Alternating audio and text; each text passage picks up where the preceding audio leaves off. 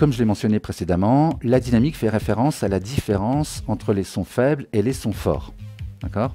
Il existe deux types de dynamique. La dynamique du morceau dans son ensemble et la dynamique à un instant T.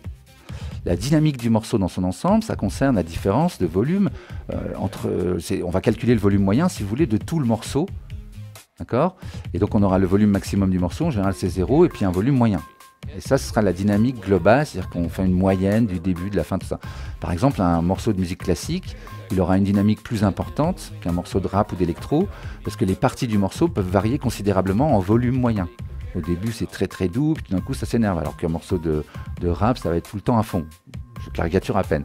Donc, vous allez entendre parler de LUFS. D'accord ? Et maintenant, il y a des normes, je ne vais pas aller trop dans le détail. Ah, c'est sûr, c'est super, je lis quelqu'un, désolé. Cool pour ces explications, même quand on connaît, on apprend des choses, merci bien. C'est Mad People Twice qui dit ça. Merci beaucoup.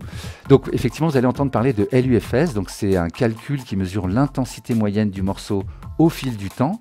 D'accord ? Et en fait, c'est même bien fait parce que c'est un calcul qui prend en compte l'oreille humaine pour calculer la puissance qu'on va réellement entendre avec nos oreilles. Parce qu'avant, on calculait comme si on avait une oreille qui était plate, mais vous avez vu que non, il y a des graves qui sont moins bien audibles et tout ça. Donc du coup, ça prend en compte effectivement la déformation du son, je fais vite, par l'oreille. Donc vous allez voir, il y a des sites qui demandent un certain niveau LUFS, tout ça. Ça veut dire que dans votre morceau, il y a peut-être trop de moments à fond. Bon, je ne vais pas aller plus loin. Ça, c'est la dynamique, donc, si vous voulez, de tout le morceau. Il y a aussi la dynamique à l'instant T. C'est celle qui mesure la différence entre le niveau RMS, donc le niveau moyen, et le niveau en crête, le niveau en pic, en anglais, d'un son ou d'un morceau. C'est-à-dire qu'on voit le morceau qui défile et on a la dynamic range, la plage de dynamique qui bouge pendant le morceau. C'est ce qu'on voit sur le vumètre des pistes de live.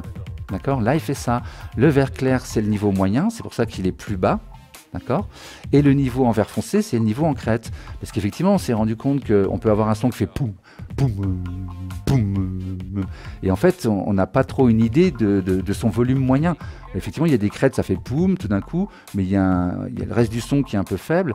Bah, c'est ça le niveau moyen. C'est effectivement de calculer là où est le gros du son, si vous voulez. Je fais vraiment simple, quoi. D'accord ? Donc on a un niveau en crête et un niveau global moyen, si vous voulez. Donc pour cette étape, puisqu'on parle de dynamique, on va utiliser donc des compresseurs et des limiteurs. D'accord ? C'est des outils qui effectivement permettent de modifier la dynamique. Leur objectif principal, ça va être de la réduire. Vous avez compris ça, on va réduire la dynamique pour que le niveau moyen soit de plus en plus fort. Et comme ça, on a des grosses basses, des gros kicks et tout ça. Vous avez compris le truc. Et donc, on va augmenter le niveau moyen. On verra aussi qu'on peut utiliser un compresseur, ça on le verra la prochaine fois, en mode expander, pour obtenir l'effet inverse. Bon, gardez ça dans un coin de votre tête, expander, vous aurez la réponse la prochaine fois.